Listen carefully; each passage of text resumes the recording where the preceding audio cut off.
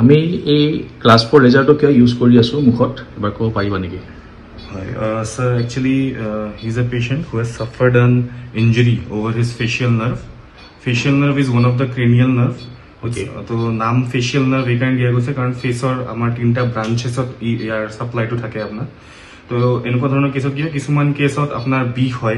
पेशेंटे complain करे beak है और लगते आरो इनको क्रेनियल नार्व আছে যেনেকে ট্রাইজেমিনাল নার্ভ যোনটো আপোনাৰ চকুৰ পৰা আহি পেলাই এইখিনি জায়গাত বাৰ্নিং সেন্সেশন এটা ক্ৰিয়েট কৰিব পাৰে হয় তো ক্লাছ 4 লেজাৰৰ কামটো আছে ইয়াতে আপোনাৰ ডিফাৰেন্ট নাৰ্ভছৰ কাৰণে ডিফাৰেন্ট ৰিপেয়াৰ মোড আছে আপোনাৰ যেতিয়া আমি পেইন ৰিলেটেড কিছুমান ক্ৰেনিয়াল নাৰ্ভৰ আমি ইস্যু বিলাক ৰিজলভ কৰিব যাও তো তাতে আমি এনালজেচিয়া মোড এটা থাকে যোনটো আমি হেতু ইউজ কৰা যায় মাল্টিপল টাইমস দিব লগা হয় আৰু মাল্টিপল সেশনস are required হয় but in case we need to repair that jot numbness বা আপনার sensitive issue regenerate হয় sir sensitivity issues থাকে that means it requires regeneration in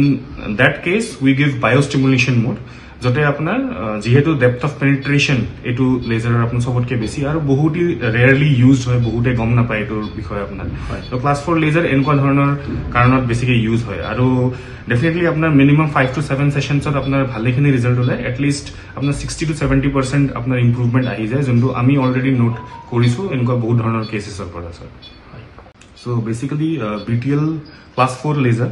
is beneficial for any kind of cranial nerve issue like the trigeminal nerve or the facial nerve. Visit us now at Dog Hub Pelon's exclusive pain clinic, opposite Nagaland House, 6 Mile, Guwahati.